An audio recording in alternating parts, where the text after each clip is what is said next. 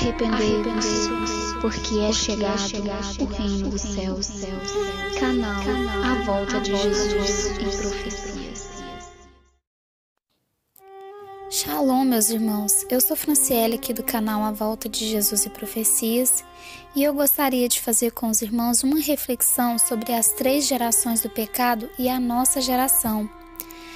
Primeiro, eu gostaria de agradecer o irmão Almir, do canal Herdeiro de Deus, que me deu a sugestão, e eu creio, irmãos, que é um tema propício para estudarmos os tempos em que estamos vivendo, pois eu acredito que a nossa geração, ela ultrapassa as 3 gerações do pecado. E que 3 gerações do pecado são essas? A geração de Noé, a geração de Sodoma e Gomorra e a geração de Nínive. Irmãos, a geração de Noé, o Senhor ele deixa bem claro o motivo pelo qual ele destruiu aquela geração.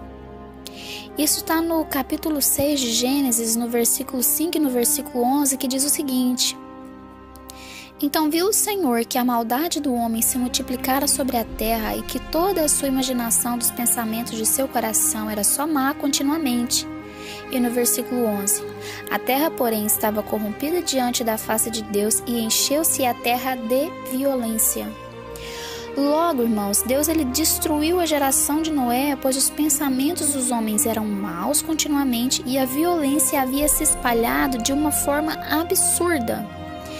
Então, no capítulo 7, no versículo 1, o Senhor vai e diz para Noé: Noé, entra tu e toda a tua família na arca, porque tu és o único justo diante de mim no meio desta geração. O Senhor encontrou apenas Noé no meio daquela geração como justo, pois a maldade havia se espalhado de forma absurda e a violência. Vocês vão ver ao longo do estudo, irmãos, que cada geração ela tinha pecados específicos. Já na geração de Sodoma e Gomorra, irmãos, o Senhor ele deixa bem claro o motivo pelo qual ele destruiu aquelas 2 cidades. No capítulo 18, no versículo 20, diz o seguinte: Disse o Senhor: Porquanto o clamor de Sodoma e Gomorra se tem multiplicado, e porquanto o seu pecado se tem agravado muito. Observe que quando Deus se refere a Sodoma e Gomorra, ele diz o seu pecado, ou seja, no singular. Sodoma e Gomorra, irmãos, tinha um pecado específico que era o homossexualismo. Vocês podem ver que quando os anjos deixam Abraão e eles descem para Sodoma para avisar Ló e a família de Ló que o Senhor iria destruir a cidade, os homens daquela cidade, eles se colocaram à porta de Ló para terem relações sexuais com os anjos. Isso está no capítulo 19, no versículo 5, que diz o seguinte: Os homens de Sodoma chamaram a Ló e disse-lhe: Onde estão os homens que a ti vieram nesta noite? Traze-os para fora, para que os conheçamos. A palavra conhecer, irmãos, na Bíblia, ela quer dizer ter uma intimidade sexual. Como está bem em vários versículos declara isso, inclusive em Gênesis capítulo 4, versículo 1, que diz que conheceu Adão, a sua mulher Eva, e ela deu à luz a Caim.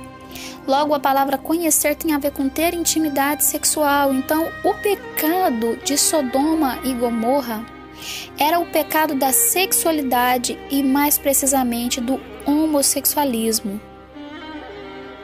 A geração de Nínive, irmãos, o Senhor ele também deixa claro em Jonas capítulo 1, versículo 2, o motivo pelo qual ele iria destruir aquela cidade.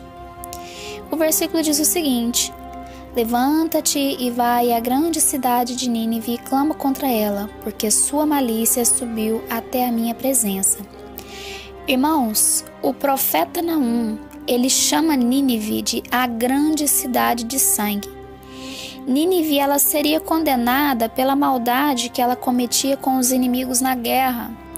A história conta, irmãos, que eles arrancavam a língua, arrancavam as orelhas dos inimigos, nariz, pedaço dos dedos, fazia pirâmide com as cabeças das pessoas. E eles tinham uma deusa e eles adoravam aquela deusa chamada Estar e faziam sacrifícios de prostituição para aquela deusa. Você pode observar, irmãos, que cada geração tem pecados específicos. E o interessante é que na geração de Jesus, ele fala que a geração dele estava pior do que a geração de Nínive. Você encontra isso no capítulo 12 de Mateus, no versículo 41, que diz o seguinte: os ninivitas se levantarão no juízo com esta geração e a condenarão, porque se arrependeram com a pregação de Jonas, e eis aqui quem é maior que Jonas. Ou seja, irmãos, se nos tempos de Jesus, a geração dos tempos de Jesus já era pior do que a geração de Nínive, o que dizer da nossa geração, irmãos? Irmãos, a nossa geração, ela engloba as 3 gerações dentro de uma só. É por isso que somos a última geração. Eu vou citar aqui para os irmãos alguns tipos de pecados que é cometido na nossa geração, que vocês vão ver que todas essas gerações que eu citei é fichinha perto da nossa geração. Porque a nossa geração é adivinhação, adultério, arrogância, avareza, bebedice, caluniação, ciúme, cobiça, concupiscência, contenda, corrupção, desonra, engano, escândalo, facções, fofoca, fornicação, fraude, ganância, heresia, homossexualismo, idolatria, injustiça, inveja, ira, lascívia, maldade, malícia, mentira, necromancia, orgia, orgulho, prostituição, rapto, sacrifícios humanos, traição, vaidade, suicídio, etc, etc e etc. Irmãos, nós vivemos a última geração. Sem contar, irmãos, que vivemos a era da apostasia. Apostasia essa que o povo de Deus tem experimentado. Irmãos, a Bíblia diz que nos últimos dias muitas pessoas dariam ouvidos a espíritos enganadores e a doutrinas de demônios. Irmãos, o que temos visto nas igrejas, irmãos, quando eu digo igrejas, não estou falando templo, não estou falando da parede, estou dizendo pessoas, aqueles que se reúnem para adorar a Deus. Irmãos, o que estamos vendo de heresia, apostasia, doutrinas de demônios entrando no meio do povo de Deus, não é brincadeira. O que você vê de pseudo-revelações aí dizendo que é pastor entregando revelação, dizendo que a jovem pode ter relação sexual com o jovem antes do casamento, porque Deus revelou que eles teriam um filho. E o que você vê de pastor entregando revelação para a irmã, que Deus disse que era para ela se deitar com ele, pois o Senhor revelou que aquilo era a vontade de Deus. O que você vê de maridos concordando com essa situação, irmãos, é tempo de Jesus voltar e arrebatar a sua igreja, irmãos. Apostasia geral. Existe uma igreja nos Estados Unidos que as pessoas, elas cultuam com cobras na mão, usando aquele versículo que diz que pegarão nas serpentes e as serpentes não lhe causaria dano algum. Igrejas que tomam veneno, irmãos, isso é apostasia, isso é doutrina de demônios, entendeu?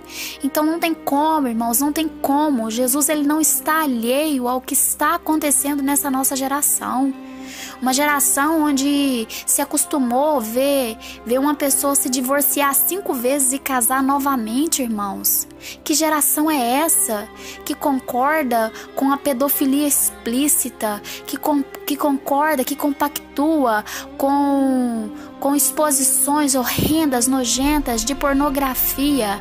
Irmãos, se fala tanto sobre a família, mas os outdoors das cidades, uma propaganda simples, uma propaganda de perfume, tem uma mulher seminua, uma mulher de biquíni, irmãos. Isso é uma pedofilia explícita, irmãos, pois os nossos filhos estão vendo isso.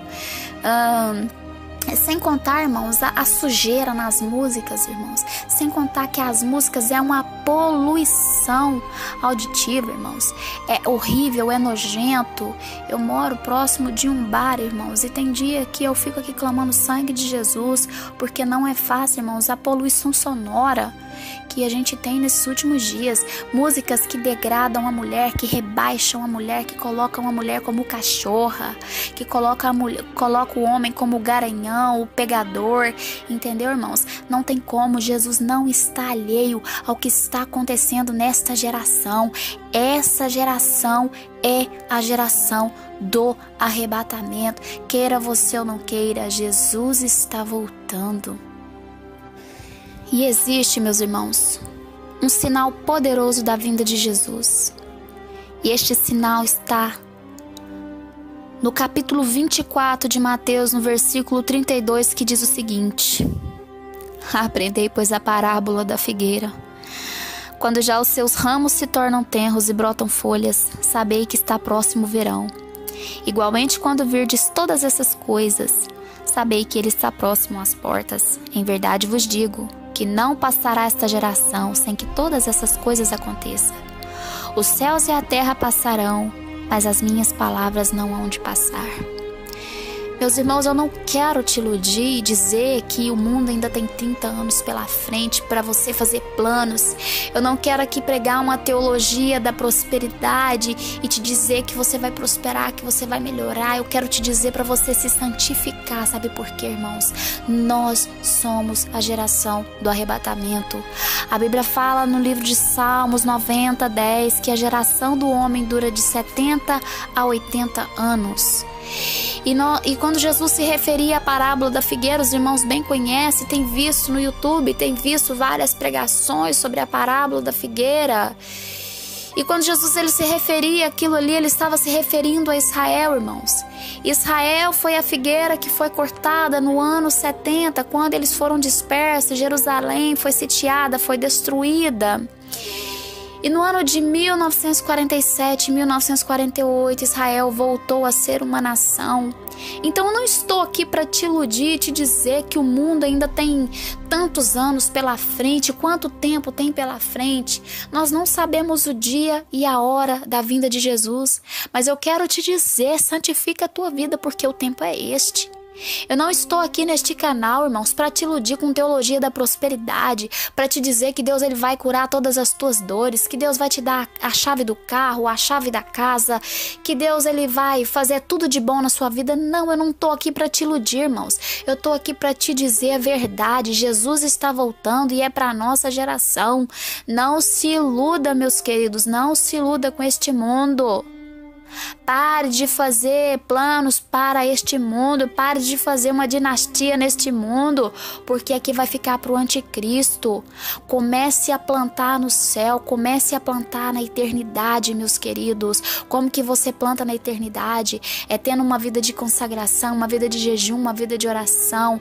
Aquela vida que você tinha quando você aceitou Jesus e o pecado foi entrando de tal maneira no meio do povo de Deus, irmãos, que isso começou a ser esquecido pela igreja de Jesus.